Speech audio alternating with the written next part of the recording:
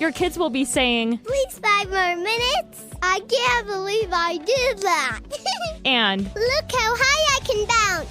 Spring Free is the world's safest trampoline, the place where stories are made. The innovative design boasts no springs, so you know you're safe. Go ahead and create the greatest stories you'll tell your friends. We're back in stock. Get it while you can. To learn more about the world's safest trampoline, visit springfreetrampoline.com. Mom, come watch us.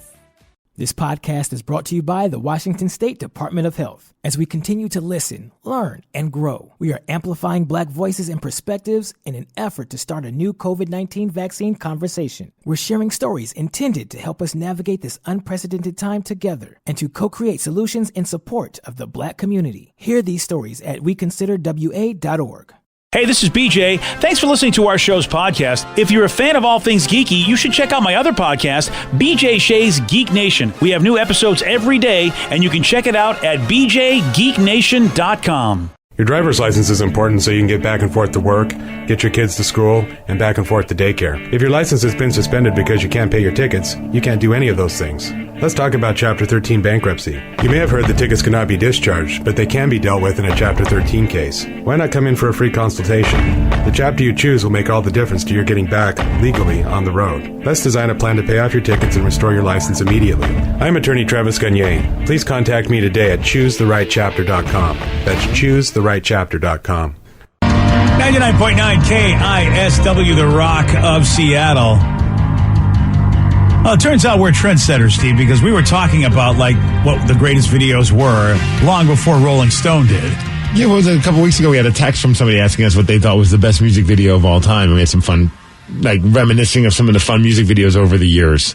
Yeah, the texter and us must not have realized how close we were to MTV's 40th anniversary because that's where the music video started on MTV. And man, I was there for that first broadcast of it. It was big news. And I know there's I think a radio station somewhere where Martha Quinn, one of the original VJs, was going to host a little bit of a celebration where she was going to play all of the music that the video in the same order that the videos played on that first day of MTV. She was going to play all the songs that those videos were about. Oh, that's pretty cool. Did you see how MTV celebrated their 40th anniversary? I did not. It was really cool. I mean, you would think like maybe play all the great music videos. No, they did 24 hours of the show Ridiculousness on their 40th anniversary. They didn't even acknowledge it. Seems like they didn't even acknowledge the fact that they just turned 40. They're just like, business as usual. Yeah, my buddy Craig just sent me a text of it, and I just went online to be like, you got to be kidding me. But sure as S, that's exactly what they did. Ridiculousness every half hour for the entire day. That wasn't a Photoshop? I thought it was a Photoshop. No, dude, there's other people that went to their Xfinity like channel guide thing and then did a screenshot because they were like, I thought this was a joke, but they're dead-ass serious. Ridiculousness all day long. Not a single music video played on the 40th anniversary of MTV starting.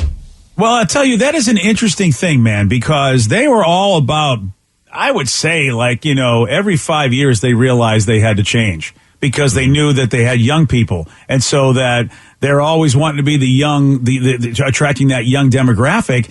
And therefore, you will never want to tell anybody you're 40 years old if you want to attract a young demographic. So kind of makes sense that they would ignore the whole thing if that's still their goal. Yeah. I just think, though, I don't know, even if I'm like 15 years old and I find out, the station that I enjoy watching, MTV, has just turned 40, and they're like, you know what? For our 40th anniversary, we're going to do the first 24 hours that we ever did on MTV. I'd be curious to see what, it's like a time capsule. See, now at 50, you'd be a pretty enlightened 15-year-old. I don't know if I would have cared at 15. If I'm trying to think back truly, I'd be like, I don't care what these old people did back then. It'd be like, it's weird. Yeah, I don't know. So, you know what? Good for you, Steve, because that's a mature 15-year-old that'd be like, hey, let me see some history. That would be cool. I just think it'd be fun to be able to, see what was going on the first day that MTV started. The first music video, what was the video killed the radio star? Yeah, I love that one. The Buggles. Yeah.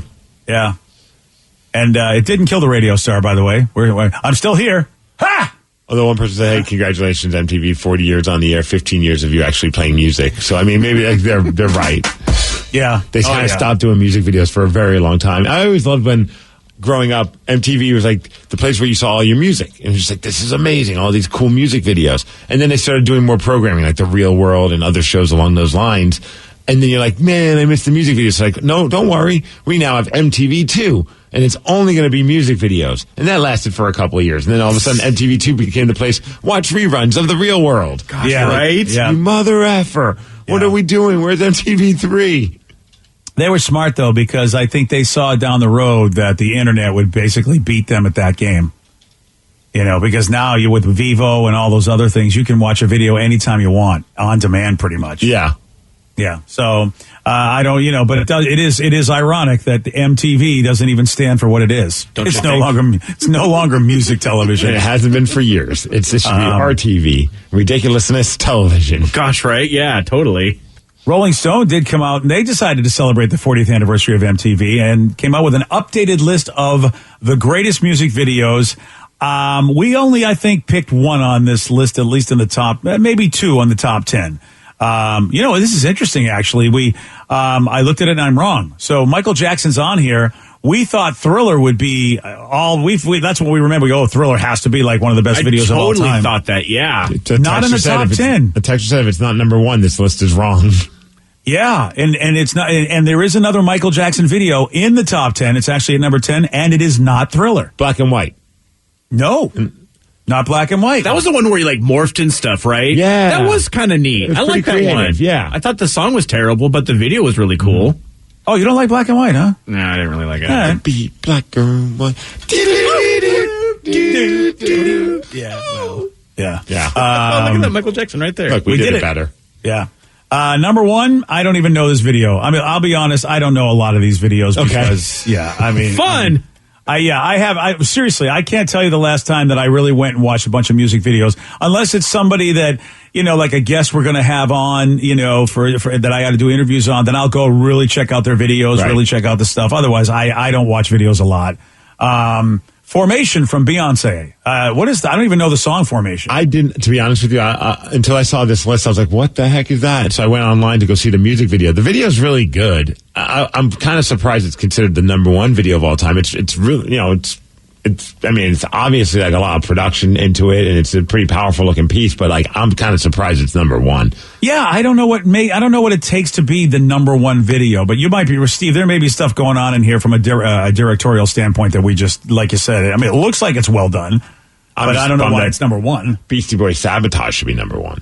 That's such a good video. You're right. It's like they're all 70s. In the top 10. Is it in the top 10? Number 6. Okay, good. Cool. And shout out to Fred Durst at Lollapalooza over the weekend. He dressed up as a character, it seemed like, from the Beastie Boys Sabotage music video. Old man Fred Durst, man. It would look so funny. Dude, it was awesome. He had an old man wig on with the mustache going and this grandpa type attire with his pants were kind of high waters. And he did not headbang at all during the performance because he didn't want to lose his wig. But they sounded amazing, and he just killed it up there. I thought it was a really good performance, but it was just hilarious that he just fully committed to it. Because I guess then at the end of their performance, the last thing they did is played their new song. They didn't play it, perform it. They just played it on the loudspeaker, and it's called Dad Vibes. So I wonder if that's the look he's going with. He's all on his Instagram wearing it. It's kind of a goofy look, but it was pretty funny seeing Limp Bizkit back, the place going nuts at Lollapalooza in Chicago. They were losing their minds for them, and they sounded incredible. And then there's old man Durst up there just kind of doing the old man shuffle while he's killing it on vocals. Wow. Yeah, it was super fun. What a great idea, because he is getting older. And one way to not look like you're getting older is to even older, and therefore people aren't going to comment, wow, he doesn't look like he used to, because he's completely all old manned out. Yeah. You look really good in your 60s. It's I'm actually in my 50s. Yeah, I know, really. Or 40s. I don't even know how old Fred Durst is. I think Fred's getting close to 50. I got to imagine that he's over 50. Oh, really? Well, then you know what? That's my guess. I could be wrong. You may be right. 51, I'm guessing. Survey says he's 50 years old. 50. Turns 51 this month. Oh, this month. See, I was a little bit ahead. I have August it on my 20th, calendar. So this is brilliant. I'm telling you, I think this is brilliant. He is olding up, which means, therefore, no one's going to comment on, hey, Fred's looking a little old these days. Instead he's like, oh, I'm very much looking old these days. Ha ha. You know what video I know when we talked about this, I was trying to think of other videos that we didn't talk about when we had this conversation a couple of weeks ago. And the one that just popped into my mind, because I watched, on YouTube, you can have, people will do, reaction videos. They watch a video for the first time and they react to it. Yeah. And one of the more powerful ones was watching people react to Pearl Jam's Jeremy, which you forget just how, oh, wow, such a heavy subject that they did right there. But, That was such a good video. And I remember when they first debuted it, the song's incredible, obviously, but the video was just made it even more powerful. Yeah. Especially the ending of it. Yeah, Jeremy is not in the top 20, which is surprising to me. But of course, Nirvana's in the top 20. Smells Like Teen Spirit came in at number 13. Do you remember the Metallica video for One? Ooh, yes. I don't know if I do. It was footage taken from a movie I never saw, but it was like a 1971 anti-war film called Johnny Got His Gun. And it's mixed with the music of Metallica, but it's like a trippy thing where this guy's just basically, he can't move his arms, can't move anything, and he's just kind of like laying in a hospital bed, and he's just like, nobody knows that he's screaming for help because he can't like make any sounds or something along those lines. Yeah. Wow. And it was the first Metallica video ever. Like up until then, like we were all Metallica fans growing up, but like they hadn't really delved into the music video world and they hadn't gone mainstream yet. And this was like their first music video. And I remember me and my buddies, when we first saw it, our jaws were to the ground. We're like, I don't even know this movie, and I don't know what this footage is, but it was super powerful. It made me want to actually go back and listen to the lyrics of the song more because it works perfectly with it. And it's brutal, but it's also super beautiful. That's brilliant that they were able to mesh those two together like that. Yeah, you'd have to check it out, BJ, at some point. Maybe look it up on YouTube. It's just, Vicky's showing it to me right now, and I'm just it's wow, that's wild that's a real movie that they've got with their video. And that was their first music video as a band. That's I've never seen this one before. Such a good video. Damn. Number 2 on the list, we did talk about when we were talking about it, is Johnny Cash's Hurt. Yeah. The ending of that, it's like a gut punch. Especially now he's no longer with us. It's like a guy that's coming to terms with his own mortality. Yeah, Vogue by Madonna. It's deserved. I mean, she should be somewhere in the top 10. I think she really, really was at the right time when the videos were happening, and she made a lot of good videos, and Vogue was one of them. I'll give it to her. That's where I learned all my great dance moves. Yeah, you did. I don't know this one. I know the song, but I don't know if I've seen the video. Childish Gambino's "This Is America." That's an epic. Maybe I have seen that. I think I have seen that one.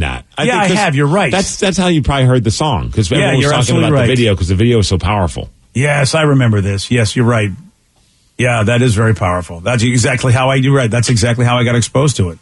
And of course, we told you Sabotage is number 6. New Order's The Perfect Kiss, number 5. I don't know if I know that one. I do not. I know they had a music video where I can't remember what song it was for, but I thought it was a really cool video where they basically had younger, more attractive people, because when New Order got older in their age, and it was a good song. It was like maybe about 15 years ago, and they had like a good-looking group of guys pretending to be New Order for the music video, and the band was called The Killers, and I believe that's where The Killers came up with their band name. Was because really? The music video for a New Order song was like this fictional band was called The Killers. And that I think that was the inspiration behind the band, the actual band, The Killers, calling themselves that. Oh, that's wild. I never knew that. But I don't think it's for that song, so it was a completely pointless story. Sorry. You know what, though? Great story, though. Good story, bro. Sometimes I just become Cliff Clavin of music. Stupid music trivia. You just did. Right? I still like that story, though. I mean, Fun fact about New Order. Cool story, bro. Right. And it's not even about the video we're talking about. Yeah, well, you know what? It worked for me. And I don't get The Perfect Kiss because it looks so boring. Like it's a 10-minute video. Oh, it's New Order. What do you want? I like New Order, but this video isn't interesting at all. Yeah, what? I mean, I'm seeing some highlights of it. Why is this, number 6? Oh, there's some cowbell. Number 5. Yeah, this is really. It's got some sweet close-ups of the bassist's fingers. That's why. Wow, this is some weird lady. This looks like it's cute. This is the kind of shots they take when they go on like the Tonight Show. Oh, okay. There's the lady. The song was called "Crystal" by New Order. In case you were in. Oh, thanks, buddy. Yep. Mm-hmm. All right, there you go. Yeah. It might be better than what we're seeing here. Yeah, Perfect Kiss is boring. I'm sorry. That video does not deserve to be number 6. New Order fan that works at Rolling Stone and wanted to get his New Order agenda out there. Anybody know the untitled "How Does It Feel" D'Angelo song? No. Well, that's number 7. Anything about D'Angelo? I don't know anything. That's why. That's number 7. Peter Gabriel's Sledgehammer. I know that. That one's amazing. I was going to say, I think the only thing I know about D'Angelo is everyone talking about his V shape and his it's like a stomach. The whole video is just like close-ups on him and his sweaty, like shirtless body. Oh, so that's I remember this video. And this is why it's like number 7? Yeah, dude. I don't like this video, but it was a massive, like, talked about video, spoofed on. Like, it was like one of those videos where, like, SNL probably did a skit on it or something along those lines. But it's uncomfortable to watch. Like, it is. How sweaty he is. Well, yeah, and he's definitely it's barely like waist up. It's like if that camera went down a couple more inches, you'd be if there was a lineup, I'd be able to pinpoint who D'Angelo is based on belly buttons because it spent so much time on his belly button in this video. I don't know why this. I mean, I again, top 10. It was different. It kind of got people talking. He's sexy. Fair enough. We should recreate it, BJ. Yeah, believe me, you could go below, and my gut would still. You'd still see my gut all the way to the floor. Your son's been like cutting on his workout plan. Like there we go. Trying to get abs. Maybe this is the time to do it. Okay, then. Let's if this is what the people want. Joe, we need you sweaty and oiled up in a black background. You got to do what you got to do. If this is what people want, I don't think. Look, I think it's what the people want, Rev. At least that's when Steve's got his finger on the pulse. Well, we listened to you with your turtle shirt idea. Now it's time for you to listen to us with this idea. You know what? I'm in. You got me. It starts with you wearing the turtle shirt, and then you rip it off. That's what it is. There we go. No. Yeah. Okay. And then Steve will be telling people about the Killers in the background. Did you know that the band The Killers came up with their name? Yes. Sorry. November Rain, Guns N' Roses, number 9. That one's epic, yeah. Yeah. It just never ends. It is super long. Yeah. Yeah. And finally, that Michael Jackson song coming in at number 10. And I know this video, I personally think Thriller is better. I mean, it's as far as the video goes. But Billie Jean came in at number 10, which, look, I mean, it's cool because he dances on the sidewalk and it lights up, and that was a really cool thing. That's kind of cool. Yeah, I mean, that was a cool effect. I'd rather watch that video than Thriller, to be honest with you. Okay, well, the world agrees with you, Steve, because they made it number 10. All right. Yep. Yeah, so that's Rolling Stone's top 10 for you right there of the best videos of all time in celebration of MTV's 40th anniversary. Even though MTV didn't celebrate their own anniversary. We probably gave more of a tribute to their anniversary than they did. Yeah, they're like, look at you old people. We're not the old people station. We're not even going to talk about it. It is interesting because I'll tell you, Steve, I'm seeing in the world of comic books, they've renumbered all the comic books. Like, they're saying this is Spider-Man number like 37. And I'm like, Spider-Man has had more than 37 issues. Right. And they've just decided, I think that it looks old. Like, if you this is issue 849. So it's this is issue 37 of 2021. Yeah, or just like they restart, like this is 37, and they started maybe back in 2018 because they do about 12 issues a year or so, and they've just like, okay, we're now on issue 37. And it's like, wow, you said hey, and then every once in a while when it gets close to their anniversary, they'll go, oh, it's 37, and next issue is our big 800th issue, and you're like, wait a minute, what are you talking about? Do you want to celebrate how old you are, or do you want to hide how old you are? Well, if that's the case, just number them by date. You know what I mean? That way you know, like, the chronological order. So it's not like just a random issue, but like, they do. Like, this is Spider-Man August 31st. Yeah, it's so weird. I don't, I don't. Well, I guess you have to, Is there 31 days in August? I don't. 30 days has September, April, June, and November. Yes. Okay, sweet. Yeah. Sometimes I say these things and I'm like, gosh, why did I go with that? I should just went with like August 15th. Yeah. Like, I'm really pushing the limit, BJ. Yeah, you are pushing the limit, buddy. We got a well-known football player whose rookie card just sold for over $4 million. And even he says he wouldn't pay that much for it. You'll hear from him at 8:20 on The Rock.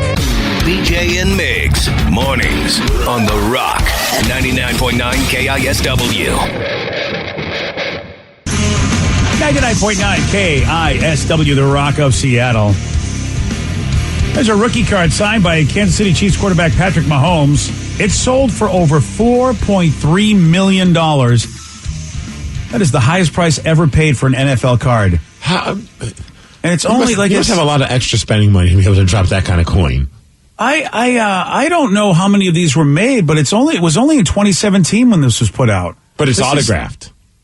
And so the autograph makes it go over the $4.3 million mark? Wow. I wouldn't. If someone said, hey, would you like this Patrick Mahomes card? I'll give it to you for $400. I would be the idiot that would have been like, no. Right. I'm not going to spend $400 for just a signed piece of cardboard. Yeah, I'm used to old things being worth a lot of money. That makes sense to me. But something that was published not too long ago, I don't understand it. Unless he refuses to sign autographs on cards. and that's what up the value. You know what I mean? Like, it does seem kind of weird. Yeah, it's the 2017 National Treasures NFL Shield card. It earned the record amount in a private sale. And here's Patrick Mahomes reacting to his card selling for a record amount, saying that he couldn't imagine paying that much for a trading card. That's a lot of money. I'll say that. I knew that it was going up for auction. I found out, but for it to go for that much, it shows that business has been growing forever. And I don't know if I'd have went all the way up there, but it really is a cool thing to see, especially when it has your name on it. Of course. It sounded like he had a frog in his throat. He sounds like Kermit after like a smoking bender. I know. It's so true. Yeah, it's so true. I don't, I used to know. The cigs, man. Yeah. Yeah. That sounds like Yoda. It's not easy being sold for 4.3. He sounds like young Yoda or Kermit on cigarettes. Yeah. Oh, this is the same. It was the same dude, right? Who did Yoda and Kermit? Really? I think Frank Oz. I think he was the same guy. Oh, you really mailed both of those in then. Yeah. I'm pretty sure Frank Oz was I know he's the voice of Yoda, but I think he was the voice of Kermit too. I bet you're right. So. He did a bunch of the Muppet stuff, so yeah. Yeah. So did you ever have a valuable baseball card or something like that? I had a valuable comic book that my dad threw out. Oh, nice. Yeah. Didn't mean to bring that back up. Sorry. Yeah, and every time every time somebody references Giant X-Men #1, the one where it was the new X-Men that we know with Cyclops, I should say with the I'm forgetting anybody, Wolverine and Storm and all those guys. It was just somewhere in the 70s that it came out. I just looked up at the price. Current value, $7,000. Yeah, Dad threw it out. Well, at least it's not like $7 million or $4 million. No. Oh yeah, exactly. Could you imagine being in that world, like where you had Superman 1, and then you find out it's worth like $500,000? Oh yeah, I'd be so mad at whoever threw that away. It would come up every time they call. Like, hey, Mom, remember that time you threw away $500,000? No? Oh, I remember that. Yeah.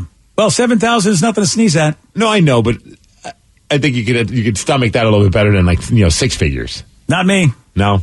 No, I will get because I remember for me, it was just the idea that I knew what I was talking about, so I would never let it go with my father. Right. Yeah. But then I did the same thing, and I threw out a lot of Joey's, game systems, and it turns out those are what. So I followed in my father's footsteps. I was an idiot too. I learned it by watching you, Dad. Yeah. Have you ever, anybody else ever have something that was really expensive? I had some Magic the Gathering cards, but nowhere near the 7,000 that the Giant X-Men I don't think I had any baseball. I collected baseball cards like crazy, hockey and baseball cards. I had a lot of rookie cards that I bet if I look back on it, they probably had some kind of value, but I was never in that mindset. Like for me, the collecting was just about putting them in a binder and those those little sleeves that they would sell you so they would stay in good shape and just look at them from time to time. I don't know what else. At the time, I had no idea that I could even sell something like that. You know what I mean? Like recently for me, I found out that my Magic, I literally sold Magic cards to help for the down payment on my house. I was able to get a couple extra G's from that. But Damn. and I just found out that one of the cards that I bought for $150, which my wife was like, why are you spending that much money on a card? I was like, just wait, honey. And now it's about $2,500. And I'm just like, yeah, look at this now. And she's like, who are you going to sell that to? I'm like, probably nobody. Nobody wants to spend that much money on it, but it is worth that amount. You're like the Wolf of Magic Street. Thank you. I like that. Yeah, but somebody would pay you something, Rev. Like, if it's worth $2,500 and somebody can get that, somebody would at least give you 2 G's so they can make that $500 profit, right? Quite possibly, yeah. Well, you talk to my buddies at Zulu's. They'll give you a fair deal. Talk to them. I'll talk to them. All you need is that one buyer. Yeah, it's true. We got buddies at the Card Kingdom. You know what? I'm sure they'll be good by you. They know you. Yeah. The problem with my generation and any generation before it, and I don't know, maybe your generation too, Steve, is that we would have had valuable rookie cards, but we destroyed them because we played all those card games in your carport or against any wall where you basically wanted somebody else's cards, so you'd compete for them. I would only do that though if I had multiples. Like, I would never play that game with cards that I only had one of. I had that many cards. Like, I really had binders and binders. Nice. That's why we didn't do that. So your generation was the one that started the binder situation because we never even thought of doing that. Yeah, we all kept them in something that was protective. And I really wonder now, looking back on it, if I did have things of value. I probably did. When you think about some of the rookie cards I had in the 90s, they're probably worth something at this point, but again, I can't ask my mom because I told my mom to throw everything away. So if by chance they did, they're going to never let me live down the fact that I told them to throw stuff away and then I'm asking for it. Yeah. So, oh, man. You may have a lot of good stuff that you just don't know. My brother eventually did go through our house, so maybe he ended up selling it and just pocketing it, which good for him if he did. Right. Because he did that with the comic books. Like, he went through the house before they sold it and all that, and then took it to actually the Kevin Smith store in New Jersey because he lives right by there. And he got some decent change. He sent me, like, some money for it, which I was like, you don't have to. I did nothing. Like, that was nice of him. Yeah. I wouldn't have said it. It was like, you know what? I did all the work. Sorry, kid, you get nothing. So I'm like, cool, I got a couple $100. Watch, he got like 6 figures worth of money. Yeah, He's like, exactly. he's such a sucker. He's happy I gave him $300. Yep. And I just bought 2 houses with what I got. Yeah. We had like original Punishers and things. There's some money there. Yeah, I know. Oh yeah, you got that. I think you got the short end of that deal. I probably did, but you know what? I deserve it. I was all about do. like just do whatever with it. I don't care. Well, that's my attitude too. If I give stuff away to somebody, I at least, like, look, go ahead. I don't want to. If you somehow get a big windfall out of this, well, you know what? Hey, I don't want to look into it. Someone said I had a Mickey Mantle card. I had no idea where it ended up. Damn. I just looked up how much a first edition Charizard is. What the hell is that? Is that a did you play for the Pokemon Astros? card? Pokemon card, yeah. Oh, Dude, okay. I didn't realize they're in the 6 figures value, but I lost one of those when I was 7. Wait, holographic? Jay. Yeah, I don't know what condition it was in, but I opened it packed You had fresh. this card? I had it when I was like, 7 or 8 years old. Could you imagine that right now? Wow, I can't, because BJ was already pissed off at me when I lost my Magic cards. BJ. dude, He had over $500,000 in his I hand. know, and he did save his Yu-Gi-Oh cards. Oh my god! So he started. He did keep some of his stuff, and he put them in a little book, like you talked about, Steve.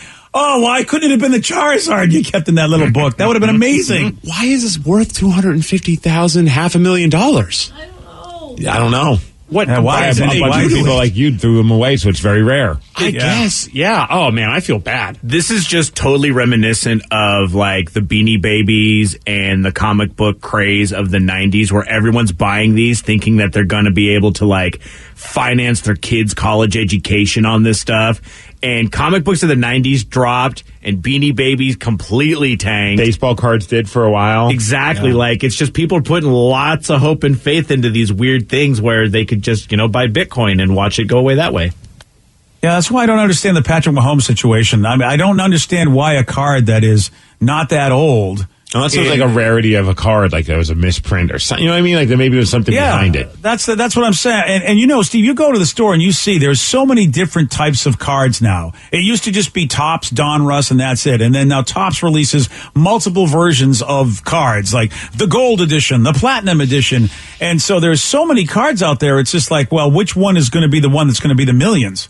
And that's what I don't understand about, the Patrick Mahomes thing is like, what makes this special since it's not that old of a card? I know it's a rookie card. It's not like he's retired or it's like, he's arguably the best quarterback, but you could go back and forth with a couple different quarterbacks. I can see like a Tom Brady rookie card, as much as I don't like Tom Brady, but I can see something like that commanding that kind of a price because of the legacy that he has. Patrick Mahomes won a Super Bowl, but that's it. You're right, and he's got the most expensive card ever sold. So what is so special about this? Conspiracy theory. I think that it was either him or somebody who really wants to just create value into something that there isn't value. So if you're like, hey, this is how much it's sold for, then they may have other cards like it and are able to sell it for more because they say, hey, look, this one sold for this much. I'm giving it to you for a fraction of it. So give me the money. So who's the idiot that paid the big money to make this conspiracy theory happen, Vicky? Because somebody, it's like he bought it himself just so he could brag about him having the most expensive card. Yeah, he's got that big of an ego, BJ. Yeah, that could be it. He said he wouldn't pay for it, but that didn't mean his personal assistant, didn't pay for it. Right? Okay, fair enough. So my brother almost killed me when I was a kid, and I traded a first edition Charizard for Venusaur, which is way less expensive card. Yeah. How's it pronounced? I know I did it Venusaur, wrong. you actually did good. Good job. Venusaur. Yeah. You know your Pokemon. Good job. That happened a lot. That Pokemon. I used to run around and ruin a lot of people's dreams because I don't know what the hell is being said right now, BJ. Vicky and did you say Venusaur? What did you say? There was no Venusaur in there. If you guys watch Pokemon, the cartoon show, you know what that's from. What did you say? Okay. I said, who's that Pokemon? And then, that was always what they would cut to commercial with, and you come back, and it's like, it's Venusaur. But I'm sure people have done the Venusaur joke before. Oh, so Venusaur is like a somebody? He's like the third evolution of Bulbasaur, which he doesn't look as cool. Oh, Bulbasaur, yeah. Bulbasaur's cute. And who's Venusaur? That's something you have to click the thumbnail for. That's me when Jessica Alba's on the television. Hey. Sorry. That was terrible. You're not sorry. Wow. On Friday, Steve did get this one right. Room 237 is a documentary about which horror film? Debbie Does Dallas. No, that's not a horror film. Oh, I think it's a horror film. Sorry. Shining. Yes. Yeah, that's it. You want a shot at beating Steve? You got it. 206-421-ROCK. We're going to play Beat Miggs at 8:50 on The Rock. Today's podcast was brought to you by Travis Gagne, bankruptcy attorney. Here's another question from a listener. How long is a bankruptcy going to affect my credit rating? Of course, most of the time, by the time we're talking about filing a bankruptcy, the credit has already taken a huge hit. Chapter 7 is going to affect it more negatively than Chapter 13. Chapter 7 stays on your credit report for 10 years from the time you file. It usually takes 7 or 8 years for your credit scores to get back into the normal range in a Chapter 7 case.